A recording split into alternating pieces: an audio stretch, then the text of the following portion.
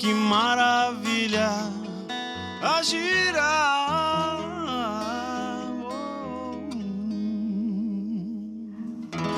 Aê, bom dia, muito bom dia. Iniciamos o Inspire-se desta quarta-feira com essa música. Que coisa maravilhosa receber aqui Alexandre França. Então você já sabe, esse é o ritmo do Inspire-se de hoje. Também no programa de hoje nós vamos falar sobre cutelaria, a tradição, a técnica e a precisão. É uma arte. Nós vamos falar também no quadro Papo Reto com Cláudia Faquin sobre churrasco. É isso mesmo, o churrasco gaúcho no cenário internacional com Luciano Medeiros, o luxo do gaúcho. Então você já sabe, venha participar com a gente. Estamos em todas as redes sociais. Nos acompanhe também pelo site da Masper TV. Se inscreva no nosso YouTube. De qualquer lugar do mundo você nos acompanha. E também ali pelo meu @Andréa de Vargas você envia sugestões aqui para o programa. E eu inicio então com ele, que faz uma homenagem à nossa música e aos grandes nomes que marcaram gerações. O show Vozes do Brasil marca uma nova fase na trajetória de Alexandre França, cantor, compositor, músico. Bem-vindo, Alexandre, que prazer te receber. Prazer estar aqui, Andréa. Um abraço para toda a galera que está curtindo aí. Muito legal aí, já entrando então numa nova, a gente pode dizer que é uma nova fase da tua trajetória, Alexandre? É uma fase e que, na verdade, é o início de um novo caminho. Se eu disser fase, talvez eu esteja fechando um pouco, né? Então, vamos dizer assim, é uma porta nova que se abre e que não fecha mais, assim, né?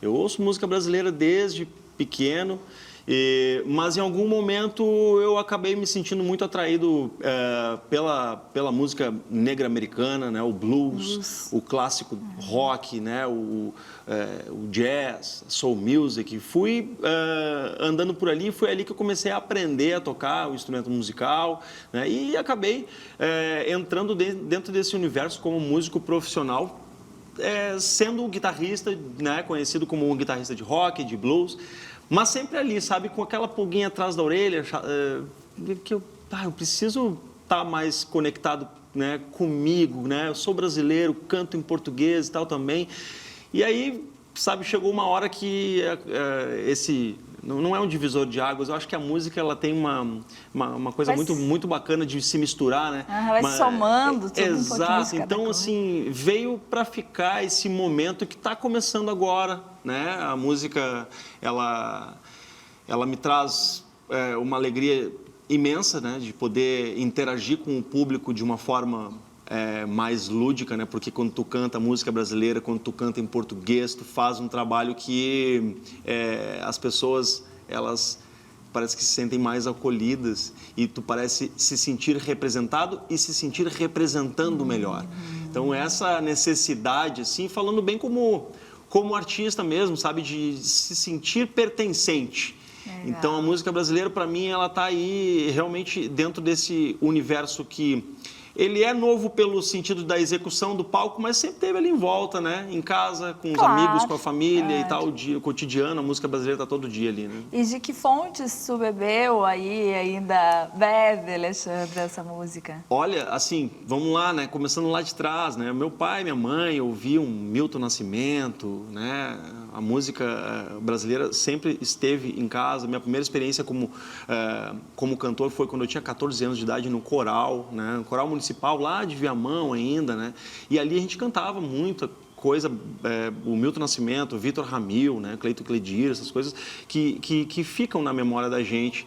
E não tem como negar, né? E começa aí. E hoje em dia eu tô muito assim voltado para os grandes mestres, para mim, Gilberto Gil é para mim é o topo da minha pirâmide, desse meu universo particular, assim, de ouvir música brasileira. Eu ouço todo dia Gilberto Gil, Caetano, né, o Djavan, sou apaixonado por esse cara também. Então, esses caras que eu acho que eles são ao concurso, né, para quem quer ouvir música brasileira. Sem dúvida, as nossas referências. Grandes referências, né? É onde eu estou me sentindo mais à vontade no momento, assim, de poder estar querendo homenagear, né? E nesse show, então, Vozes do Brasil, já vamos falar sobre ele, né? É amanhã. É amanhã. Essa estreia, ela, para o grande público, né? Ela é um show que eu já venho flertando com ele há bastante tempo, em eventos, assim, aqueles eventos particulares, né? Tipo, um casamento aqui, uma formatura ali e tal, sempre pedem para a gente tocar uma música brasileira e tal, e assim foi amadurecendo, né? Até que chegou o convite do Sesc para eu realizar um projeto assim que tivesse a ver com essa ideia de tocar o público que gosta da nossa música, da nossa cultura e tal. E eu disse, eu acho que é o momento de estrear esse espetáculo novo. E aí acionei uma moçada que eu só não posso atrapalhar. Deixa os caras fazerem um timaço, que eu tenho um orgulho tremendo. Quantas pessoas vão estar? Contando comigo, vão ser 6 músicos no palco, né? Aí tem ali o Ali Alice, que é um grande pianista, né? Faz as harmônias, um mestre ali, um maestro, né? O Gustavo Leiner na bateria, o Edu Xavier, que é guitarrista. Eu vou me dar o luxo de ter um guitarrista fazendo todo o trabalho por mim dessa vez, né? O Gabriel Gorski, né? no baixo. São excelentes músicos. E não por acaso, né? O meu irmão, eu tenho um irmão 7 anos mais novo do que eu, e que ele é dos sopros. E ele vai tocar sax, trompete, clarinete, flauta transversal. Olha, eu não sei se eu vou precisar de um caminhão para levar só as coisas dele, assim, né? E quanto tempo de show? Esse espetáculo a gente tentou compactar ele em 1h30, né? E vai ser um show, assim, como é no Galpão Floresta Cultural, uma sala, né, a gente diz, né, eu estava falando em off, carinhosamente a gente chama de um teatro de bolso. É uma sala super acolhedora ali no 4º distrito, né, 120 pessoas e tal. Então nós pensamos num show que fosse assim, que se comportasse como um show de teatro mesmo. Então ele vai começar, né, ali 70 por hora, né, vai ter um momento que ele dá um pico ali, tocando uma clássica que já passou por novelas, né, aquelas novelas dos anos 80 que a gente tem saudade, vai ter um momento mais intimista, mais acústico, vai ter um momento mais festivo que a gente vai daí lá para cima, assim, né, tocando músicas que são para dançar, que são para cantar. Então vai ser um show de muitas surpresas, assim, a gente está bem feliz, assim, de poder fazer um show que vai ser divertido, que é para o público, estar com a gente cantando e dançando. Então são grandes músicas brasileiras. Tem alguma coisa no teu repertório? Do meu repertório de composição, ainda não, mas assim, faz muito sentido, porque eu venho recentemente de uma onda de compor uma outra linguagem, né? E eu tenho muita música que eu já compus em português, tenho muitas ideias e que faltam só ser gravadas. Eu poderia muito bem estrear, mas eu me senti assim pouco à vontade de querer sair já colocando uma música autoral dentro desse universo. Eu pensei que talvez a coisa fosse um pouco mais gradual, né? Eu não quero fazer assim, tipo, o papel do cara aquele que, não, agora eu preciso aprender. Não, eu acho que é um lance de se sentir à vontade mesmo, assim como esse show de música brasileira. Eu deixei com que chegasse no momento certo para eu começar a desbravar esse universo. E aí, na hora de lançar a música autoral em português, brasileira mesmo, vai ter um momento também. Vai ter o seu tempo, não vai ser tempo. nesse show, mas vai acontecer com certeza. Com certeza também. Vamos ouvir mais um pouquinho, então, do que a gente vai conferir no show amanhã. Vamos sim. Esse é de um cara que eu tô curtindo demais, né? O Seu Jorge, ele é para mim um dos grandes artistas brasileiros do nosso tempo. Né? Pretinha, eu faço tudo pelo nosso amor, eu faço tudo pelo bem do nosso bem, meu bem. A saudade é minha dor, que anda arrasando com meu coração. Não duvide que um dia eu te darei o céu, o meu amor junto com o anel. gente se casar. No cartório, na igreja. Se você quiser. Se não quiser, tudo bem, meu bem. Mas tente compreender. Morando em São Gonçalo, você sabe como é. Hoje à tarde a ponte engarrafou e eu fiquei a pé. Fiquei a pé. Tentei ligar pra você. O orelhão da minha rua estava escangalhado e o meu cartão tava zerado. Mas você crê se quiser. Mas você crê se quiser.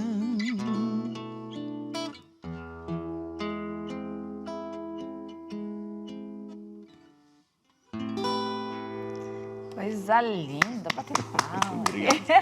Alexandre, vamos deixar o convite para amanhã, então. Por favor, todo mundo com a gente amanhã, a partir das 20 horas, no Teatro Galpão Floresta Cultural, que fica ali no coração do 4º Distrito. Os ingressos eles estão disponíveis no e-commerce do Sesc. É um espetáculo promovido, né, produzido pelo Sesc Alberto Bins. Então vocês podem adquirir os seus ingressos ali pelo site do Sesc mesmo, ou quem estiver passando pelo centro ali na Alberto Bins, tem os ingressos também que pode comprar ali no saque do Sesc, né? Então, show às 20 horas, a casa abre às 19h. E eu espero vocês lá para a gente poder se divertir, fazer esse showzaço que a gente está feliz demais. Só música brasileira. Só música boa, imperdível aí, com um time maravilhoso de músicos, né, selecionadíssimos. Só tenho a agradecer esses caras aí, porque eles estão fazendo tudo ficar mais fácil, com certeza. E tu é modesto também, né, Alexandre? Assim, ó, quero te convidar, já te convidei antes, continua agora aqui ao vivo para voltar para o Inspire-se numa sexta-feira, para a gente poder conversar mais, ouvir mais da tua voz, da tua música. Vai ser uma alegria, André. Já tô com a roupa de ir já. Que ótimo, ó, sucesso amanhã. Um ótimo show para vocês. A gente vai para o intervalo agora. Daqui a pouquinho tem muito mais, é claro, aqui no Inspire-se. Mas vamos com música para o intervalo, então. Ok, vamos nessa. Obrigada, tá?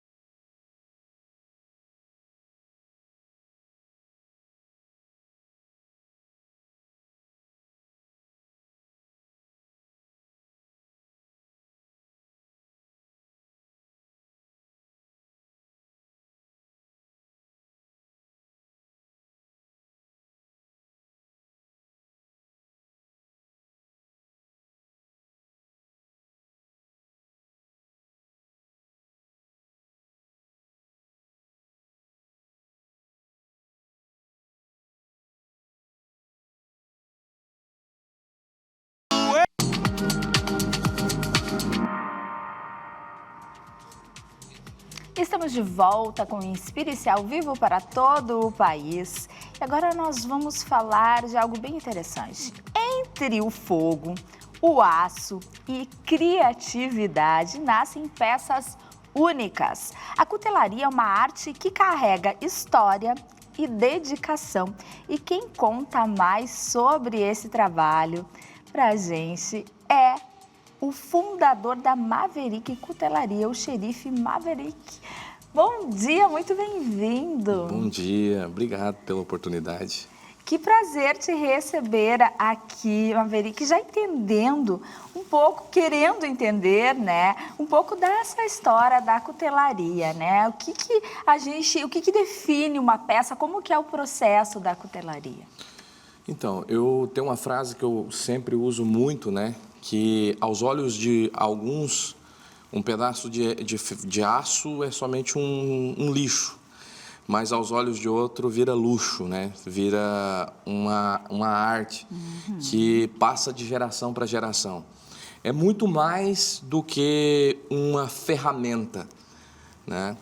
A faca realmente ela tem que ser útil, tem que ser utilitária, mas ela acaba sendo uma obra de arte. Eu até vou um pouco além, né? Uma obra de arte imortal, porque ela vai passando de geração para geração.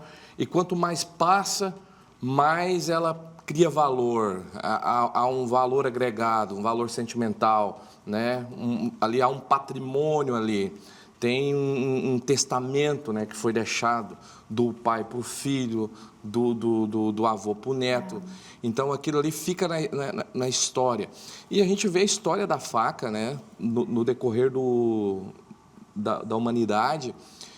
A gente vê que ela foi evoluindo e a gente vai vendo hoje os processos de fabricações, a gente vê cada pessoa tem uma identidade. Se você olhar a faca de um cuteleiro X, ela tem uma identidade, tem um processo de fabricação. Se você olha a faca de um cuteleiro Y, tem uma outra identidade, um processo de fabricação, e ali existe um ser humano por detrás.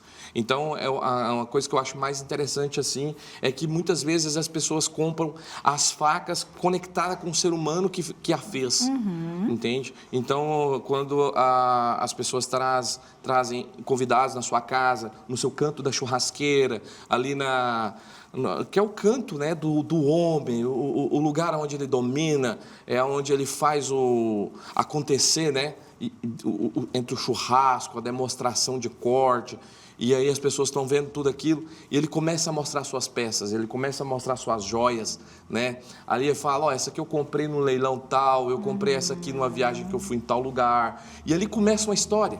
E é uma história que vai longe, né? Porque o outro que está ouvindo muitas vezes não tem conhecimento, ele quer ouvir, ele quer aprender, porque ele vê que a faca ela é funcional, ele usa ela no trabalho, usa ela na casa, usa na pescaria, usa no churrasco, enfim. E também ela é exposta como um artefato de luxo, um artefato, uma obra de arte. Então, de decoração até mesmo, né, em alguns casos. E mesmo o que conhece, ele também quer saber a história por trás daquelas facas que estão ali, né? O que não conhece tem a curiosidade, o que conhece também quer saber um pouco mais a fundo.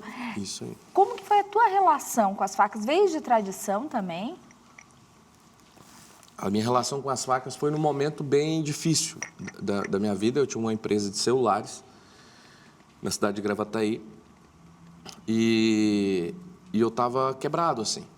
E um amigo meu, uma pessoa que me colocou em bons caminhos várias vezes, ele me colocou dentro de um grupo de WhatsApp e tinha um leilão de faca dentro daquele grupo de WhatsApp. E eu nunca gostei de grupo, assim. Mas pelo respeito à pessoa dele, que chama Herbert Mendes, mora lá em Rio Verde, foi meu professor de Direito também, né, da matéria de Código Penal, na época que eu morava lá em Rio Verde, Goiás, que eu sou de Goiás. Eu vim para cá em 2013. Ele me colocou no grupo e eu fiquei algum tempo acompanhando. E eu vi que bate um faturamento bom, e aquilo me encheu os olhos. E aí eu fui atrás, um artesão de alpaca que faz cinzelado em alpaca, ele me deu todas as aulas de cutelaria e ali eu iniciei. E ali eu comecei a perceber que algumas coisas eu aprendia sozinho. Algumas coisas eu via, tinha noção e aprendi sozinho. E então aquilo eu comecei a crescer. E depois de 4 anos que eu estou no ramo, eu prosperei, a gente faz envios para fora do país. 4 anos no ramo, tá? Eu descubro que o meu tataravô era cuteleiro. Que incrível isso. Aí minha avó falou, e aí minha avó, eu vi que ela sempre foi uma pessoa muito dedicada à arte o artesanato com bordados, enfim. E aí eu via que ela tinha um talento nato. Manual. A minha avó, ela faz obra de arte chama Lourdes, né? Ela mora lá em Firminópolis, Goiás. Ela e a minha mãe, a Lázara Costa, ela também tem um talento nato. O meu pai também, ele tem um talento nato com aço. Meu pai, ele era serralheiro.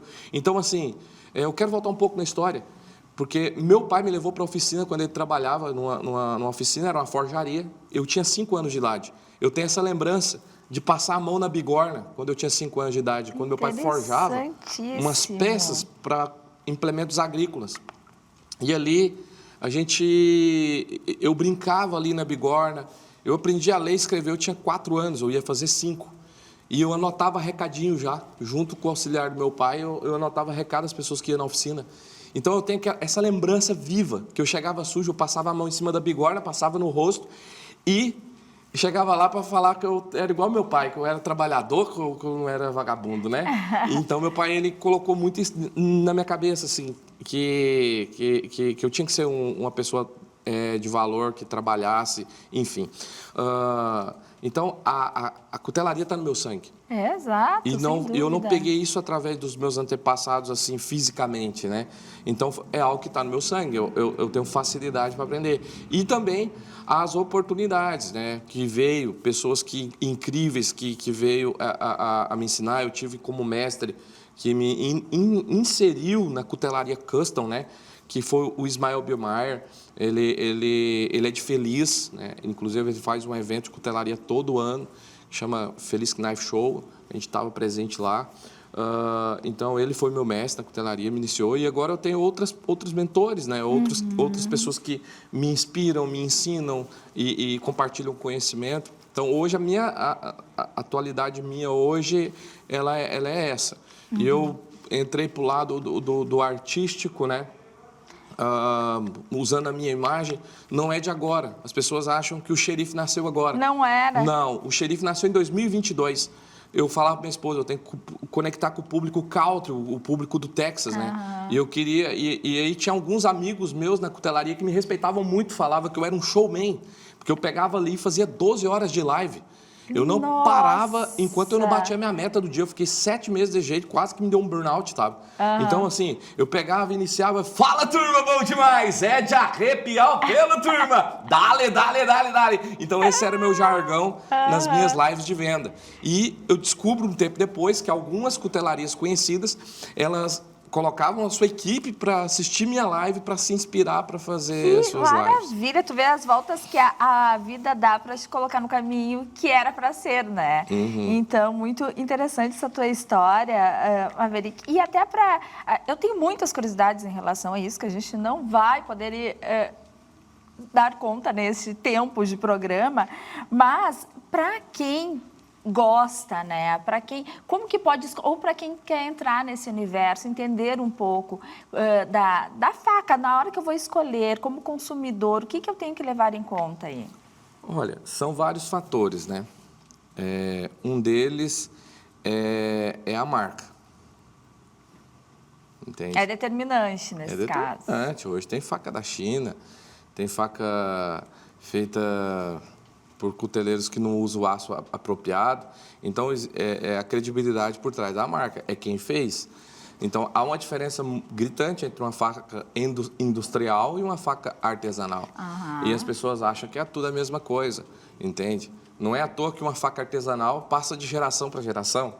Não é à toa que você pega uma faca aí, né? Vou dar um exemplo aqui. Tem um cuteleiro conhecido aqui no Sul, né? E respeitado pelos gaúchos, que é o Dom Cássio Seleiman. O Dom Cássio, as facas dele é respeitada, entende? É faca que tem valor, faca que tem qualidade, entende? E o pessoal eles geralmente costumam comprar e recomprar, né? Pelo que eu ouvi, né? Mas não sei ao certo se realmente as pessoas recompram, né? Eu vejo a propaganda, né? Mas, e aproveitando o gancho aqui agora, né? falando, eu queria aproveitar a oportunidade ao vivo aqui agora de lançar um desafio. Um desafio da Bigorna, tá? Um desafio da Bigorna. Um duelo na frente da Bigorna, forja bruta, forja raiz, na mão, na Bigorna. Quero lançar um desafio para o Dom Cássio Salayman. Isso aí. Quero ver se tu tem coragem de me encarar na frente da Bigorna, Dom Cássio. Esse desafio é para você. Está lançado o desafio, vai para minha rede social hoje e eu quero te falar, tá? Certo. Pelo menos um nome, uma fama, você tem uma fama muito top, muito entendeu? bom. Maverick, Pode lançar desafio.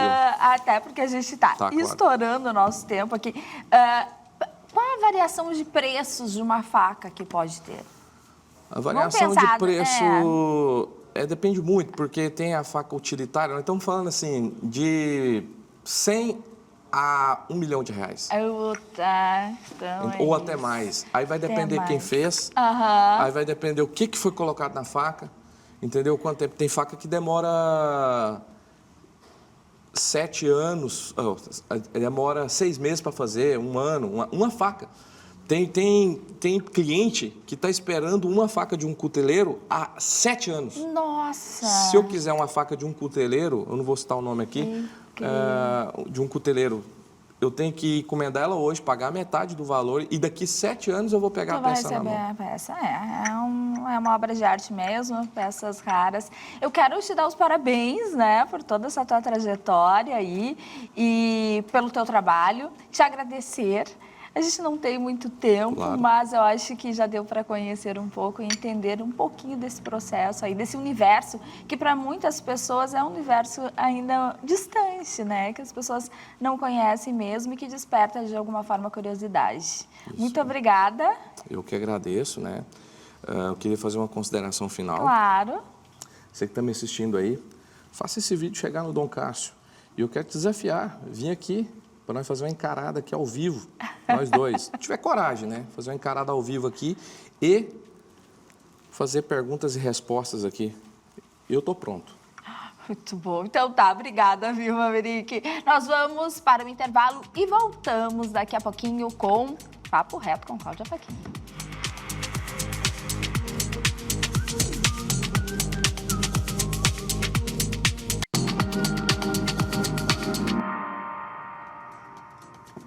De volta com o Inspire-se aí para todo esse Brasil. Já nos manda aí de onde você está nos acompanhando. Sempre recebo muitos contatos de vocês dizendo que estão de outros estados acompanhando o Inspire-se. Agora nós vamos para aquele momento dela, da Cláudia Fachin, Papo Reto.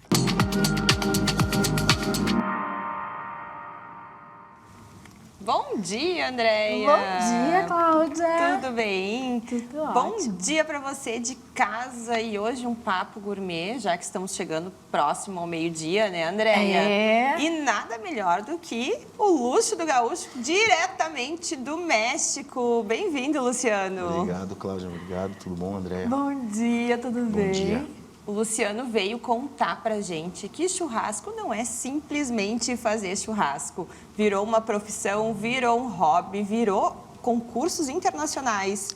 Conta um pouquinho pra gente dessa tua trajetória. Então, Cláudio, a gente conseguiu transformar um hobby, né, numa profissão, exatamente como tu falaste. A gente vai completar agora 12 anos aí como churrasqueiro, assador profissional. E é uma história que eu tinha um trabalho, em 3 meses troquei de trabalho e até hoje tô fazendo churrasco e vivendo disso, graças a Deus, uma coisa que a gente gosta de fazer. O luxo do gaúcho, né? Literalmente. O luxo do gaúcho, foi esse o nome que eu escolhi na época, né? A gente sabe que é uma expressão bem usada aqui por nós gaúchos e eu comecei a postar os vídeos na internet. E eu vi que o pessoal começou a dar um engajamento legal, né, com essa expressão e tudo mais, e ficou. Então, hoje é o nome da minha empresa, né, o Luxo do Gaúcho. Luciano, hoje tu tem o Luxo do Gaúcho e tu participa de campeonatos internacionais. Exato. Tu é gaúcho? Sou gaúcho de Porto Alegre, né, que é agora gaúcho de Porto Alegre, mas a família toda de Caçapava do Sul, né, que foi onde eu aprendi ali a questão da lida ali, da raiz mesmo, né? Com meus avós, com meus tios. E hoje Porto Alegre é a capital mundial do churrasco, né? Então, nascido na capital mundial do churrasco. Como é que são esses eventos? Tu vai literalmente para assar carne? Conta um pouquinho pra gente. Porque nós, gaúchos, né, Andréia, a gente faz o nosso churrasquinho de domingo. Aquela carnezinha tranquila. Básico ali. Básica. Agora, um campeonato internacional, tu leva a carne daqui. Conta um pouquinho pra nós como é que é essa tua experiência. Então, assim, nesses 12 anos que a gente faz eventos, né, onde a gente leva a carne na casa do cliente, assa, serve e tudo mais, os campeonatos é diferente, né? Então, a gente começou a competir em 2022, teve a oportunidade de participar do primeiro campeonato mundial de assadores ancestrais na Colômbia, tá? E onde a gente se sagrou 4º lugar no geral, entre 55 equipes. Ficamos em 2º lugar na costela. E nesses torneios, na verdade, os patrocinadores, os organizadores, é que levam a carne, né? É para fazer a carne, é para ser, tipo... Claro, a gente sabe que nenhum animal é igual ao outro, né? Então, a gente não consegue... a carne não sai numa impressora, todo mundo recebe a mesma. Mas eles tentam sempre manter um padrão. O mesmo nível. Então, é entregue na hora. E o interessante desses torneios é que, tipo, todas as carnes são iguais, as churrasqueiras são iguais para todo mundo, o tempo, talvez, para um ou para outro de entrega é diferente, mas é tudo sorteio, os juízes avaliam as cegas, então para ser o mais justo possível, né? E são várias categorias, não é só carne bovina, agora lá no México teve 2 categorias diferentes, que aí também é de acordo um pouco com a cultura local, que foi o cabrito e búfalo. Picanha de búfalo a gente teve que assar. E daí vocês têm a liberdade de levar a cada um o seu segredo? Ou não? Pouco, não muito. Não muito.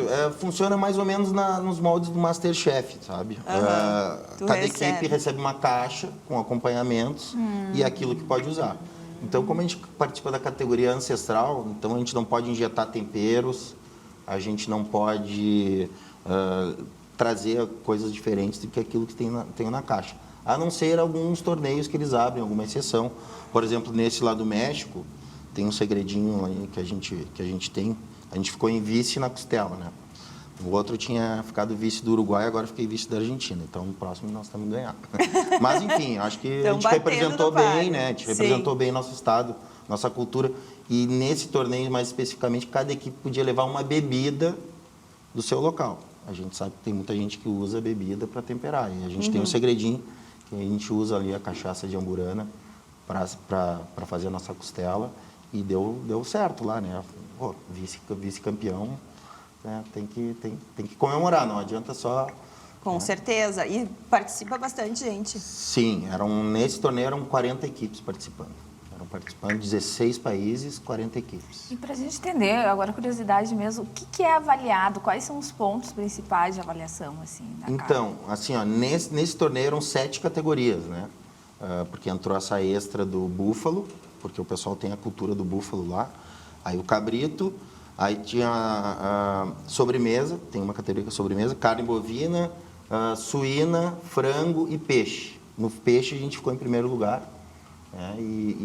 E aí, assim, ó, cada categoria ela tem a avaliação do ponto da carne, né? Sabor, né? Porque os juízes experimentam, tem a apresentação também, então todos os pratos, e tem acompanhamentos também, né? Então são avaliados os acompanhamentos que são os itens que estão na caixa. Então cada equipe faz o seu acompanhamento ali na hora e tudo tem que passar pela brasa, né? Essencialmente passar pela brasa. Não adianta só pegar uma panela e fazer. Não, tudo tem que ter uma marca ou alguma indicação que tenha passado pelo fogo, né? Pela brasa. Então, basicamente, os critérios de avaliação são a apresentação, o sabor, o aroma e tem mais um critério que eu não estou me lembrando agora, mas é basicamente isso.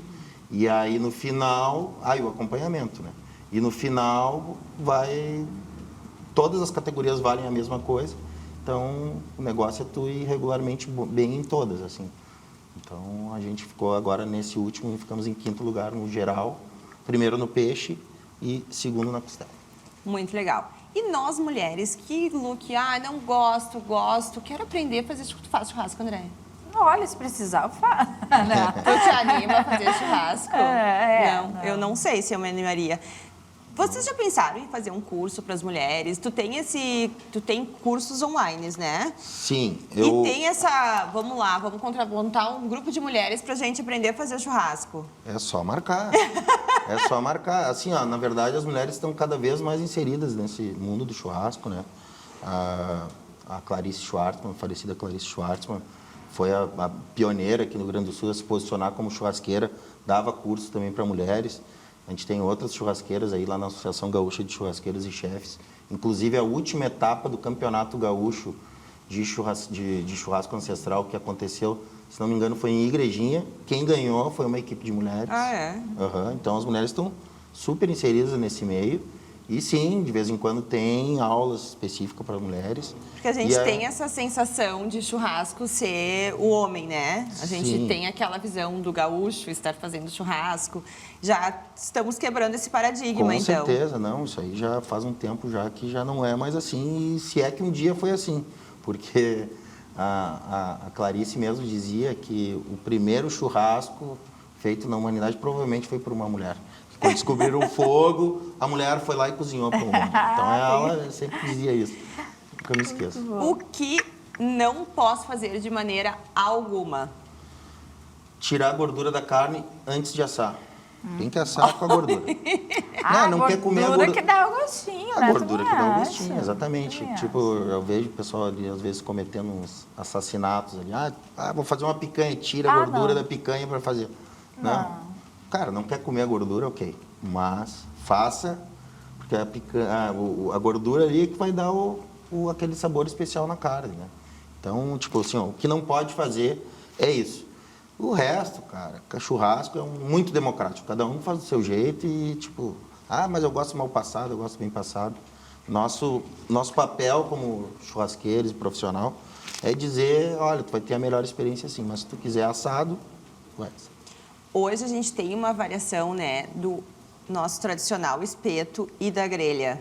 Sim, isso aí no começo, ali, quando eu iniciei um pouco mais de 10 anos, cara, dava muito bafafá, porque eu fazia alguns cortes na grelha, mais espelhado aqui nos uruguaios, nos argentinos e tal, e os caras vinham dizer, isso aí que tu tá fazendo churrasco de paulista, isso aí não é churrasco de gaúcho. Ainda tem resistência, cara, né? ainda tem, mas eu, assim, ó, aproveitando até o gancho que o xerife estava aqui fazendo desafios, hoje o desafio, cara, eu tenho certeza que hoje se usa mais a grelha do que o espeto, sabe? Mudou um pouco isso aí.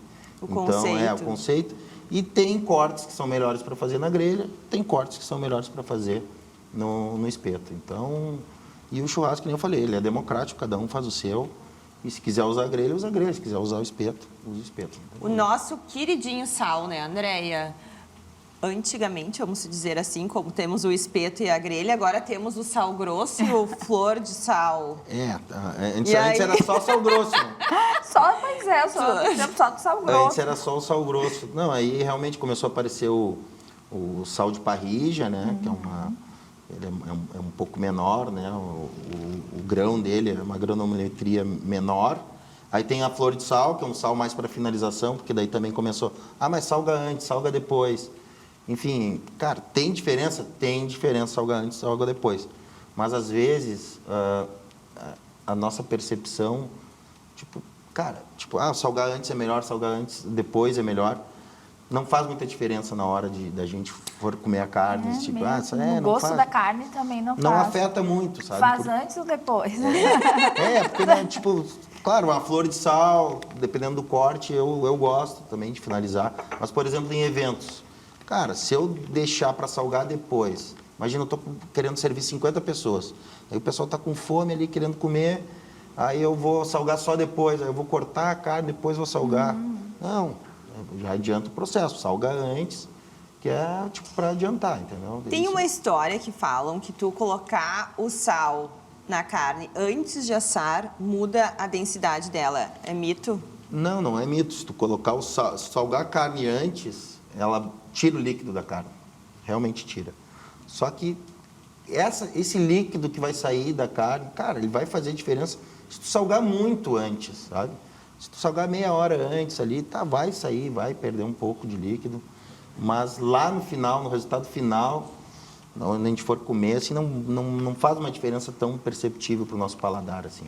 Ah, não, mas essa carne, tu experimentar essa carne, tá seca, ou porque ficou muito tempo, foi salgada antes.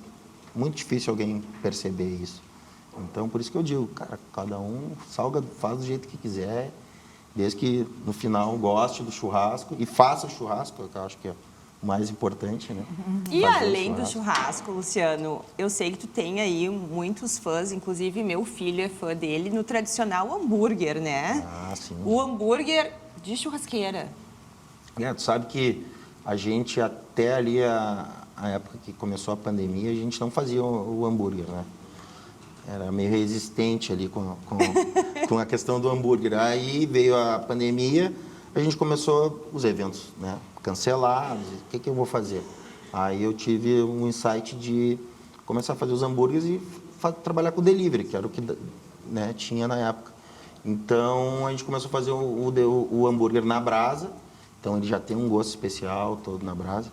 E aí nos últimos anos ali a gente desenvolveu, junto com o frigorífico Sabor da Campanha, um blend, né, do hambúrguer sem conservantes, com carne, inclusive a carne é rastreável, né? Pode saber de onde é aquela carne, né? Não é uma mistura de carne qualquer que a gente normalmente vê no supermercado. Então, esse é o diferencial, uma carne gaúcha de procedência com um blend bem bacana e aquele gosto da brasa, né? Da lenha, que faz toda a diferença na hora de saborear. E eu tenho um conceito que o menos é mais. Como a gente tem essa carne muito boa, a gente tem que valorizar isso aqui no nosso estado, né? Nosso terroir da carne. Então, a gente não costuma botar muito molho, muita coisa ali para acompanhar. É mais para a pessoa ter a experiência da carne mesmo. Então, o hambúrguer, ele funciona muito bem para eventos sociais, corporativos. Realmente, hoje é o nosso carro-chefe na questão dos eventos, o hambúrguer. E tu deixou mais uma deixa, né, Andréia? Lenha ou carvão? Eu gosto de misturar. Misturar, essa eu não sabia também. Tipo, por exemplo, aqui, eu vou te dar um exemplo. Os uruguaios, eles gostam de usar só lenha.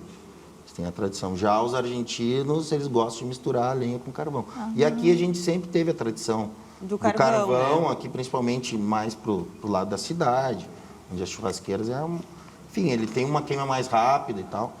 Mas a lenha, ela dá um sabor todo especial. Claro que a pessoa também não pode usar qualquer lenha, tem que ter alguns cuidados, né, na hora de escolher a lenha. Mas eu gosto de misturar, porque o carvão me dá mais potência e a lenha me dá mais sabor. Então, por exemplo, cara, às vezes pego um cliente que tem alguma churrasqueira, principalmente salão de área gourmet, né, de prédios, às vezes não dá para te usar lenha, porque o exaustor não é tão bom, então bota a lenha, ela dá mais fumaça, que é o que dá mais sabor. Mas às vezes a fumaça sai para fora e atrapalha o ambiente. E então, realmente a gente sente essa diferença, o sabor da lenha? Sente diferença. Não, a lenha, ela dá total diferença, dá total sabor. Tanto que um dos churrascos que está na moda hoje aqui no Brasil é o churrasco americano. Eles fazem com pouca caloria, né, e com muita fumaça, né, muito defumado. Então eles escolhem lenhas para saborizar a carne. Então faz total diferença, com certeza. Nossa, me deu fome hoje. Esse quadro de hoje. Não, a próxima vez nós vamos ter que fazer um churrasco. A Andréia adora fazer comida no programa, trazer alimentações, coisas diferentes. Sem dúvida. Não, vamos fazer, um dia a gente pode trazer uns hambúrgueres aí. Olha, combinadíssimo então. Os hambúrgueres a gente pode fazer, embala eles, chega aqui quentinho ainda. Nossa, fechou todas, Cláudia. Tu viu quanta informação para vocês de casa, quantas curiosidades, né? Que a gente nem imagina que envolve um simples churrasco. É verdade. Que daí não tem nada de simples, né? Daí já começa a ficar muito mais saboroso. E começa a ser um desafio, né? Eu acho que é um desafio. Eu te confesso, assim, eu adoro uma churrasqueira americana que eu ligo o gás, largo a carne e saio fora. Porque eu acredito que fazer o fogo é o desafio, mudar o paladar da carne, né? Essa questão dessa super dica que tu deu da gente poder misturar a lenha e o carvão, né? Essa defumação, eu jamais imaginaria que a gente pode misturar a lenha e o carvão, né? Não, isso faz a diferença. Inclusive hoje, né, como eu falei, tem o churrasco americano que está bem na moda aqui. E curiosamente, a gente aqui hoje, assim, ó, eu ando por Porto Alegre, eu acho que tem mais parrilha do que churrascaria hoje aqui, né? Então, para te ver como até num lugar assim que nem o Rio Grande do Sul, onde a gente é a capital mundial do churrasco, tem toda essa identificação com o churrasco, vem influências de fora, a gente também, né, de certa maneira aceita e propaga isso. Por exemplo, nos Estados Unidos hoje, o churrasco brasileiro está na moda. Está invertendo. Está invertendo. Por exemplo, aquele espeto giratório com a picanha, os americanos caiu no gosto dos americanos. Olha, que bacana. Hoje em dia ela está cheia de churrascaria gaúcha lá. Que delícia. Ai, o papo tá muito bom, mas chegou o fim, Cláudia. Chegou na hora do almoço, chegou na hora do jornal e a gente vai com fome hoje, né, Andréia? Muita. Comer uma saladinha. Obrigado, Luciano. Eu que Acho que nos agradeço. tirou um monte de dúvidas aí, despertou curiosidade. Para você, final de semana, já fazer o seu churrasco diferente em casa. Verdade. Eu que agradeço, sempre à disposição. Muito Obrigada, muito obrigada. Obrigada, Cláudia. Até o Eu que próximo agradeço. Papo Reto, então. E nós ficamos por aqui. Amanhã eu te espero, 10h30 da manhã, ao vivo, com mais um Inspire-se. Um beijo e até lá.